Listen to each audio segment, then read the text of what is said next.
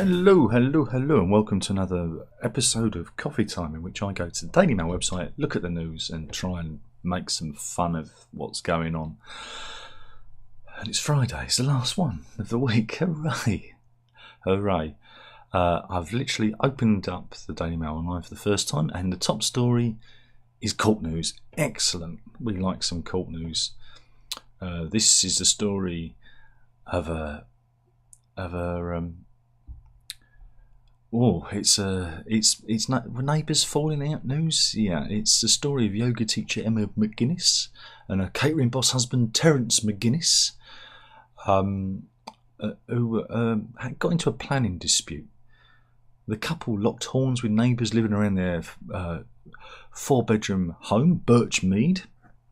That's in the 47-house enclave of the Ridgeway in Oxshott in Surrey. Ooh, Surrey, eh? Ooh, very nice. And here they are. This is the missus, and here they are together. But yeah, they fell out with it. Fell out with their neighbours, like you do. This one, it's always always falling out. They plan to demolish the house to make way for two new houses. I want to build two houses so that Mrs. McGuinness's poorly father could live beside them, but claimed they were shunned and ostracised by some neighbours on the private estate over the plans.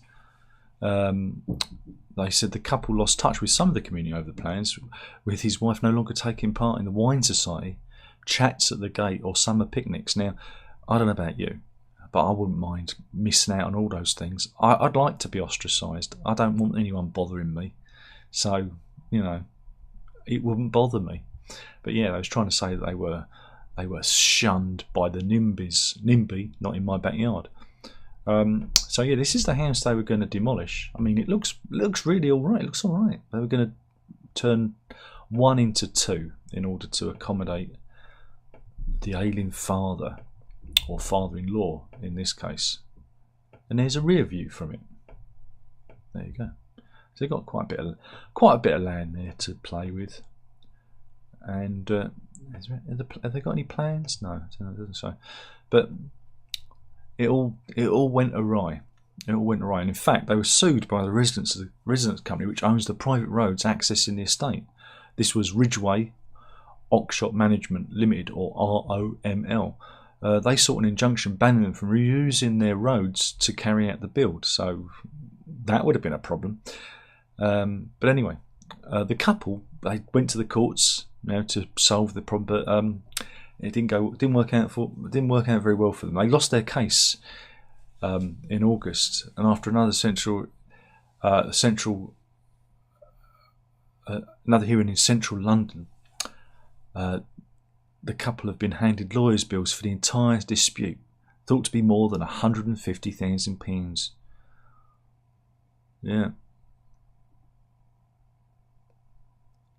During the trial in August, the couple already have planning permission to level their existing home, which is valued online at around £1.5 million, to build the two houses. However, the company, whose directors and shareholders are made up of neighbours on the estate, argued that conditions of the sale and access rights restrict the owners to one plot, one house.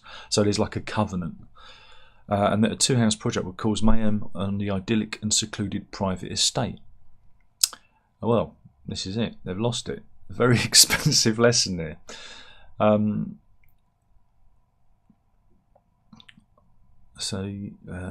Where are we? So there's a lot to read here. The couple had offered £80,000 to settle the dispute, but the company had refused to go to mediation. It really broken down for them. Yeah, and in the judgment, the judge said the parties should, in a neighbours dispute, and it's essential that this is explore alternative dispute resolution. And he says alternative dispute resolution would have cost around £14,000. Now this is a dispute that's cost £140,000, 10 times that, just on the claimant's side. And this is the defence, I think, the defence lawyer. He asked the judge to make pay only half the company's £140,000 cost bill, but Judge Monty said the defendants who lost hands down now want a 50% cost discount, and no, No, but the judge ordered the couple, who've already paid $30,000, to pay another $25,000 up front ahead of the full assessment of the company's legal bills. So they didn't dodge that one. So you should always get on with your neighbours.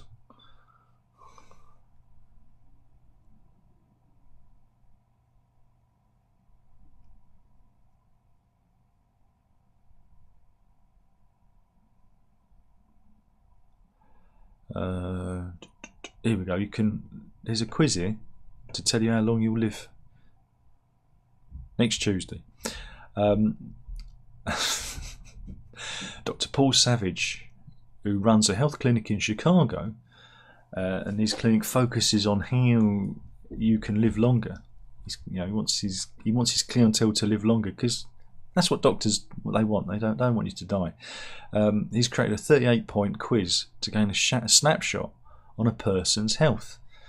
And of course, if you score below average, they give you advice to make you live longer. Here is Dr. Paul Savage. I don't know if I trust that man. But yeah, so here's a sample question. Do you read books? How many minutes do you work out? There you go, that kind of thing. Are there any other questions? And yeah, and then he'll give you like a longevity score. I have to see if there's a link. I mean, I don't know if I could take all 38. Oh, it has got the questions, some of the questions here, but I don't think it's got a link to the actual quiz. That's a shame. I'd like to do that. Oh, you can. Here you go. No, there is. You can take the quiz by clicking here. Right. It's not opening. It's not opening, everyone. Opening new window. Maybe that'll help it. Here we go. Will it? No, it's taking me around in circles.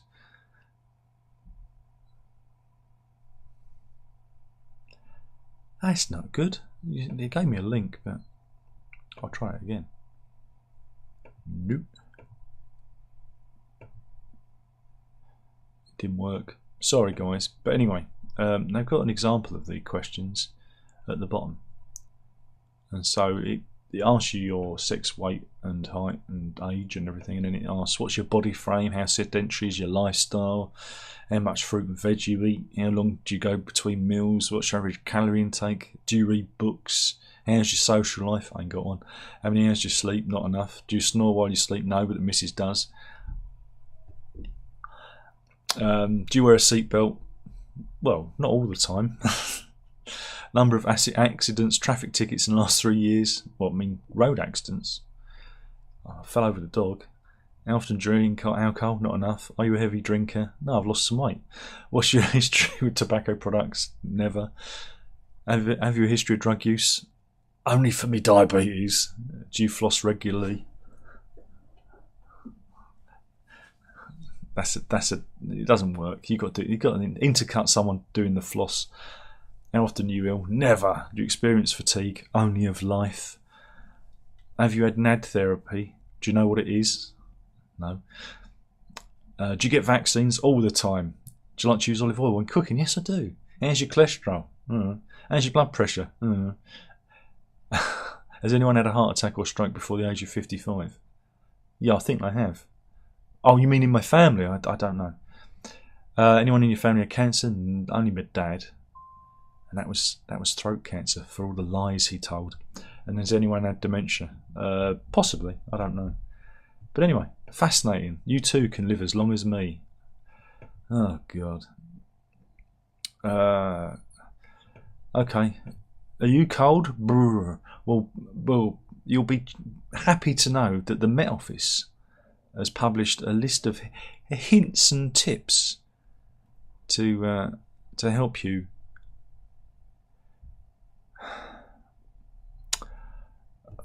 keep warm this winter. So I've just seen some of them, and I feel like the stupid has won again. Right. So here you go. put microwave beans in your socks. What, while you're wearing them? Wear a swimming cap. What? And lots of thin layers, not thick layers. Well, that's the sensible one there. But I'm not sure about putting microwave. Do they mean like baked beans, or do they mean those beans that you use for blind baking? The ceramic beans. Because I don't like the sound of that. I don't like the sound of that at all.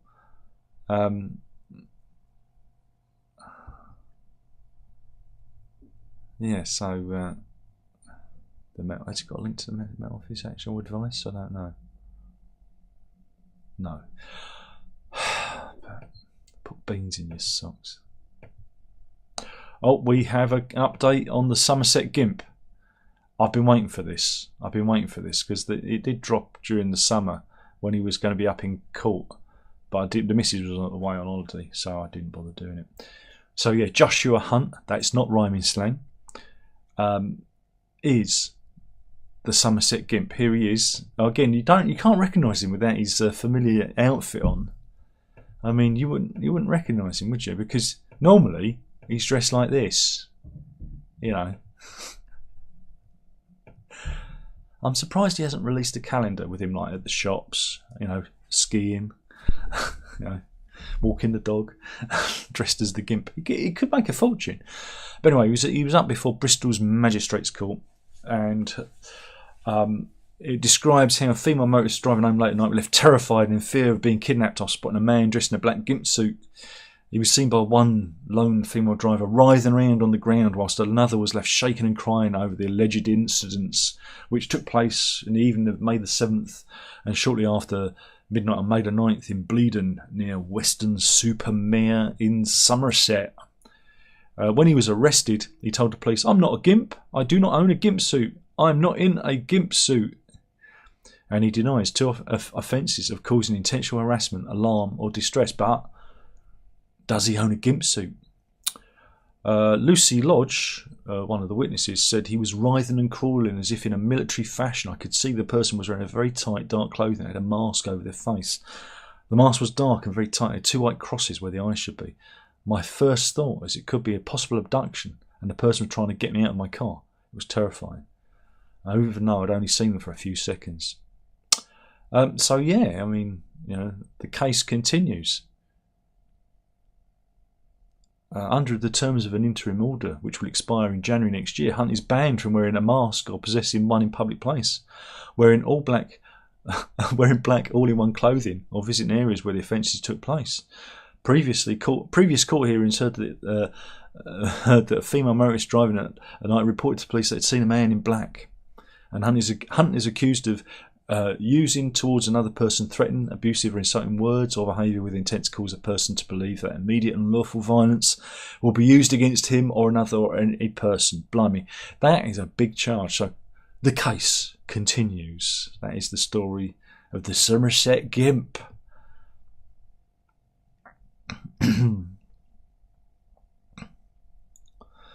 Now, this is probably the most Italian picture you've ever seen? I wasn't going to do this story, but they made me an offer I couldn't refuse. That is a Mafia joke, because this is the story of the Mafia. This is, like I said, this is the most Italian. This is the most Italian picture you're ever likely to see.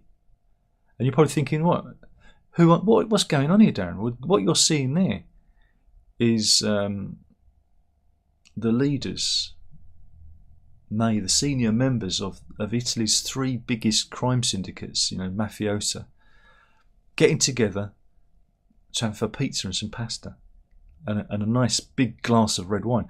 Yeah, the Drangheta, Camorra and Cosa Nostra families are getting together for a chat, and this has inspired fears that there could be the beginnings of the super mafia. Yes, yes indeed.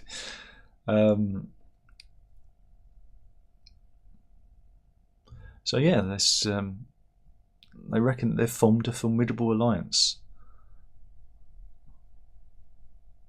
So there you go. Super mafia. It's a bit like super gonorrhea, I think.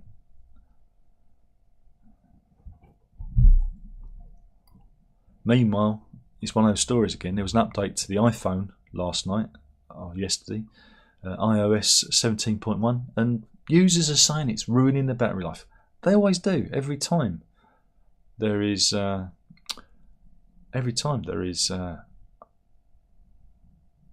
update, they always moan that, oh, my battery's running out. Meanwhile, they reckon that Britain is battered by a punami. Yes, there's been an unprecedented outbreak of diarrhea. Oh, we've really hit rock bottom here. Yes, apparently cryptosporidium, which is a diarrhea causing parasite, is everywhere. Forget bed bugs. Oh, I've got a bit of a hair from my beard in my mouth. You forget that. As long as it's not a short and curly one, eh? Yeah, there's apparently cases of cryptosporidium have skyrocketed. Yeah. And levels are now 3 times higher than normal. And health chiefs are baffled the source of the outbreak. People are pooping in the pool, that's why. And look, they've got a really good... I mean, this is one of the best graphics ever, right? There's a picture of a toilet and a man running to the toilet. And they've put the... But I think the line should have been in brown rather than red, all right? There should have been some brown on this.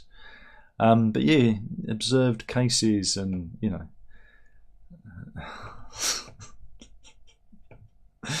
Why? Why is it happening? Why is it happening? Officers are investigating the unusual cluster of cryptosporidium cases, believed it could be linked to holidays, where sick Brits have travelled to Spain and other Mediterranean countries and brought it back with them. As well as diarrhea, cryptosporidium causes vomiting, stomach pains and a fever. The chlorine-resistant parasite is spread by contaminated faecal matter entering the mouth, such as through swimming. I told you, people are shitting in the pool. Traces of dry poo can wash off an infected swimmer's anus. Oh, too much information. Yeah, the UK Health Security Agency, investigating the outbreak, ruled that the rise was observed in August through the rise of routine stool samples analysing cryptosporidium infections. Since then, 2,411 cases have been discovered across the UK. Yeah. I just think they're trying to... We did bed bugs, now we're doing cryptosporidium. There we go. Okay, let's do something else. Oh dear.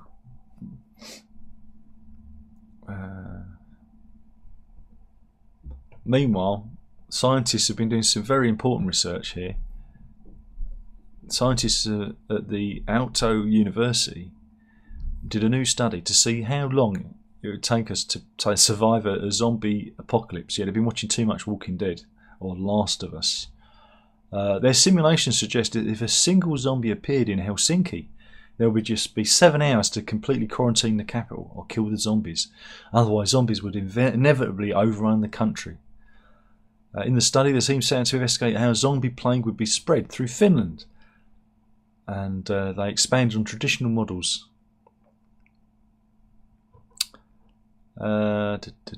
Professor Lauri Vitisari said, what's the right probability for a human winning an encounter with a zombie? She said, the problem is that we're walking blind here because real data of such questions is severely limited. Because it doesn't happen. It's not real. They probably got a big grant for this. The model revealed that should a plague break out, it would spread extremely quickly.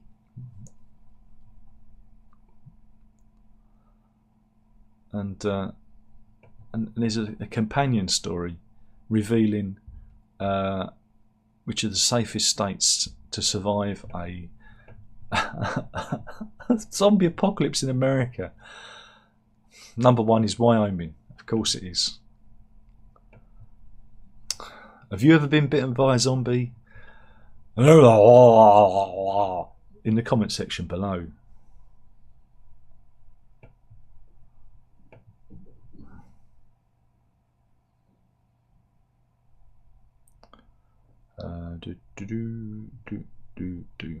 Collecting some animal stories. Meanwhile, do you want to know what happens when you die? Not particularly, but good news. Cheshire-born doctor Dr. Catherine Mannix, who spent 30 years as a palliative care doctor, was on BBC's Woman Hour alongside the host Emma Barnett to discuss a short animation she's done called Dying for Beginners. And yeah, she's trying to dispel some of the fear around death. Really? Do we really want to embrace it? She said that towards the end of life, a lot of people will be unconscious. She said it's not a frightening mental state to be in. It's not a state of knowing anything. That's the best way to go in it. She said the first thing it's noticeable is just the body starts to run out of energy, almost like when you've got an old mobile phone. And okay, strange analogy. In fact, a lot of people don't feel very hungry. They're not dying because they're not eating. They're not eating because their body is dying. And so as time goes by, people gradually more sleep to give them intervals of enough energy to think and do what they can. And gradually people are just not asleep but unconscious. Now they don't recognise the difference. It's not a frightening mental state to be in. It's a state of not knowing anything. It's a bit like going to a Stephen Wilson concert then, isn't it?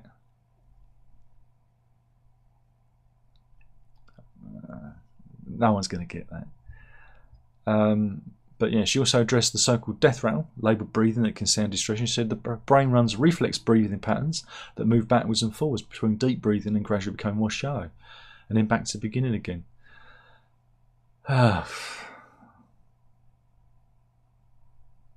It's just, I don't know. It just sounds quite miserable, really, isn't it? But yeah, don't worry about it.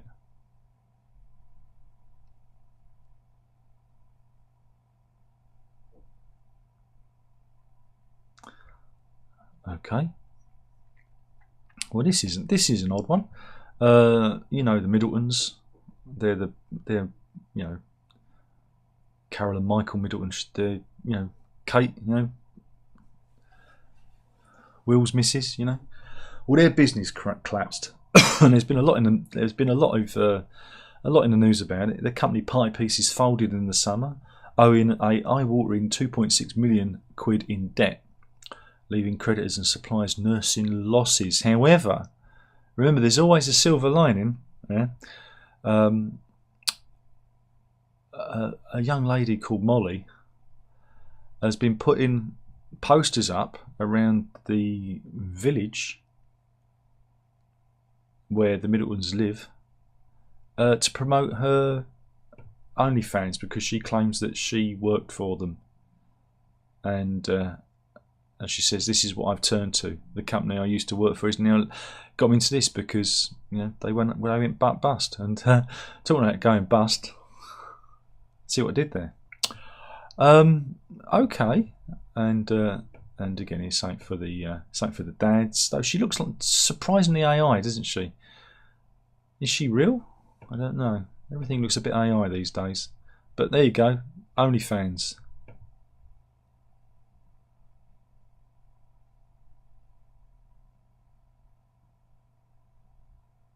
Meanwhile, a follow-up to yesterday's story about the police watching the football whilst going to 999 call, which was filmed last year in Pontypridd.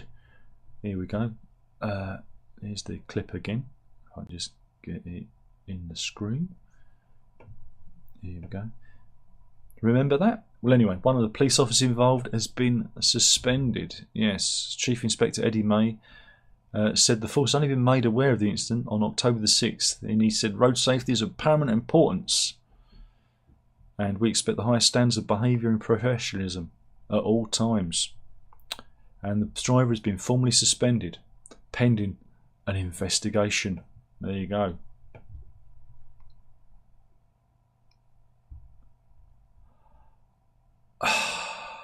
Okay, I think this might be from Urology Casebook. I'm just having a look. Does it say? Oh no, it's actually a trial. Oh God. I'm in now. I'm in like Quinn. I thought it might have been something from Urology Casebook studies, but it isn't. Okay, I'm just going to show you. I'm going to show you this picture. I'm going to start with the picture that they've This is the picture. We're going to in Germany, to the Braunschweig District Court in Lower Saxony in Germany, right? And it's a story of a gynecologist, right,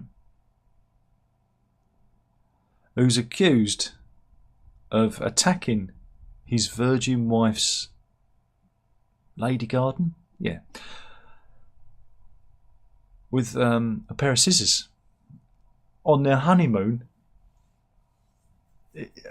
I mean, again, he was 54, she's 35. They just married, and they travelled to a luxury hotel in Dubai in April 2019. Once in the room, he failed to rise to the occasion, and in a furious rage blamed her and decided to operate on her to solve the problem. It's like something out of Dead Ringers, the movie. He grabbed a pair of scissors and pierced the terrified wife's hymen and cut part of it away. Holy Scheiss, as the Germans would say. Crikey. Braunschweig District Court was told he'd kept the savage attack secret because her husband was threatening to divorce her and because of the risk of being ostracised by their families. And again, they both come from migrant families but were born in Germany, so obviously religion may, in Dubai, religion may play a role in this, in cultures where female genital mutilation is a thing. And the trial is set to begin on November the 6th. This is just a preliminary hearing. I mean, blimey, it's enough to put you off your sandwich, make your eyes water.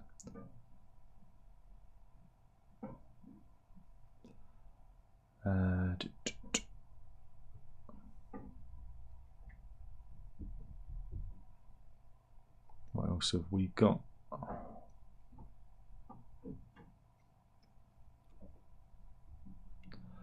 We've got a map of... How long have we done?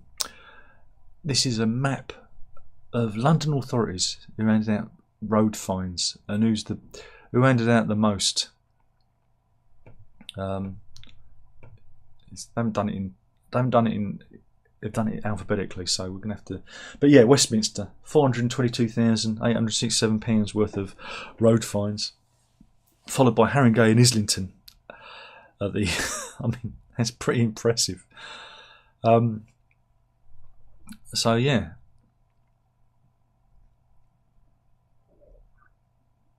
pretty impressive. I think Sutton is the lowest, with just £59,989.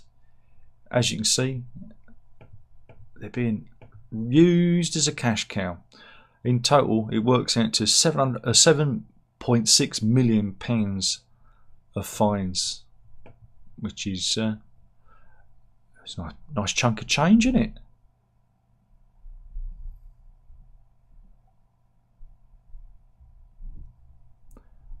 And have we got anything else?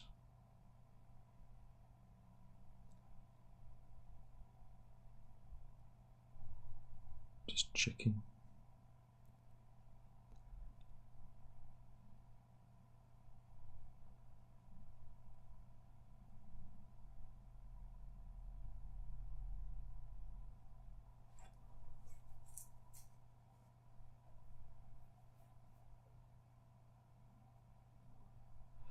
Just scrolling.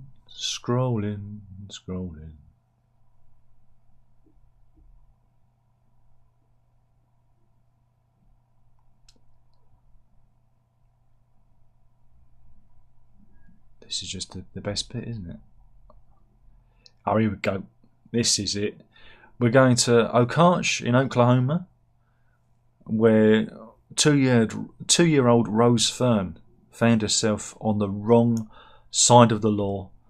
Officer Maness was driving in his police car when the 2-year-old was spotted brushing her teeth while behind the wheel of a vehicle.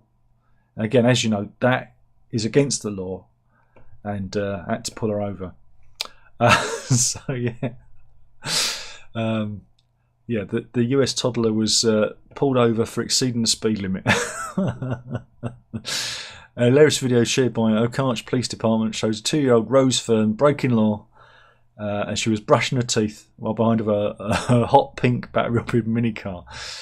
Officer Maness noticed the mini law breaker in Kansas Avenue and took immediate action. I fought the law and the law won. Oh well, can't win them all. And there she is brushing her teeth.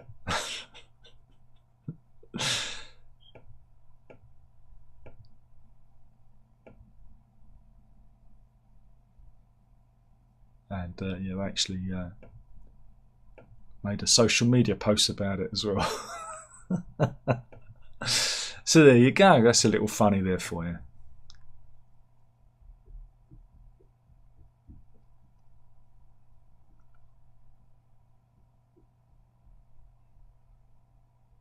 Meanwhile, a German lottery winner has invoked a fury. The video, there's a video that was shared on October 13, shows Kursak Yildirim's partner, named only as Candice N. Right? This is what's caused the fury. You ready for this? He hands her a €500 note and she blows her nose on it. And then dabs her eyes. There you go. And apparently, people are furious. I think they're having fun. I think they're having a bit of fun. Who wouldn't mock their wealth? Yeah, won the lottery. He won 10 million quid on the lottery. But you can't have fun. Everyone got all uptight about it.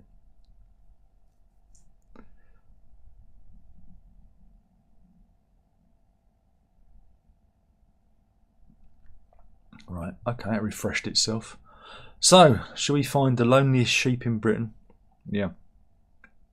This picture is from Gillian Turner, who spotted the animal in 2021 during a trip from Ballantor to Nig with the East Sutherland Canoe and Kayak Club up in the Highlands of Scotland. And she took the same trip again. And she saw this sheep was still there on this very isolated area of beach. Now, is it the same sheep? I don't know. Again, I don't mean to be rude, but sometimes all those sheep do look the same, don't they? They do look a bit similar. And like I said, it is a bit of an isolated spot there. And she reckons that the sheep might have been stranded there for, well, at least 2 years, because that's how long it's been since she's been up that way. Yeah, it could be the same sheep, or it could be that there's a whole load of sheep and that's just one that's wandered down at that time. Anyway, she said the poor ewe has been on her own for at least 2 years. For a flock animal, that has to be torture. It is heartrending. We honestly thought she might make her way back up after the first year. But yeah, is that the loneliest sheep in the world? Who knows? Who knows? They need to identify it. But we go from isolated sheep to a missing Labrador. This is Molly, who's and we've got a picture of her. Here's a little picture of her. She's a blind black Labrador who's 11 years old, and she went missing for 3 days. And everyone was like looking for her. But what happened, and again I'm just putting up, there is a video, but there's also an advert to the video, so I'm just doing this preamble so we don't have to watch the advert. But yeah, Molly went missing, and her owner got in touch with a UK drone charity to see if they could, get their equipment in the air and discover where she's gone. So I mean, this is where the technology is useful. So yeah, and here she is on drone footage, just walking along, and then they help locate exactly where she is, and the owner can meet up with her. Look, she's just wandering along, all on her own.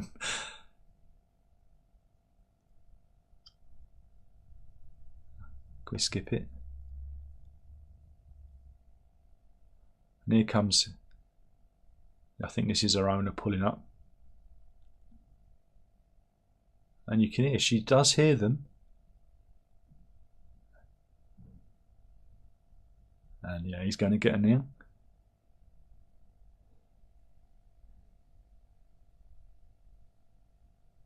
Ah, she recognises her owner. Ah. And everything was fine. And Molly, the blind Labrador, was saved. Thanks to the drone people. There we go. And we'll end that there, yeah? Anyway, let's see if there's anyone in the chat. Probably not. Andrew's in. He says, hi, Darren. It wasn't me, he proclaims. Gareth says, I tried listening to Roger Waters' Dark Side of the Moon. Actually, it made me angry. Oh, well. I wouldn't let it get you angry. Poor Gareth. Watch Coffee Time. It'll cheer you up. Andrew says, something from The Godfather. Green says, what if Gilmore did it on Dark...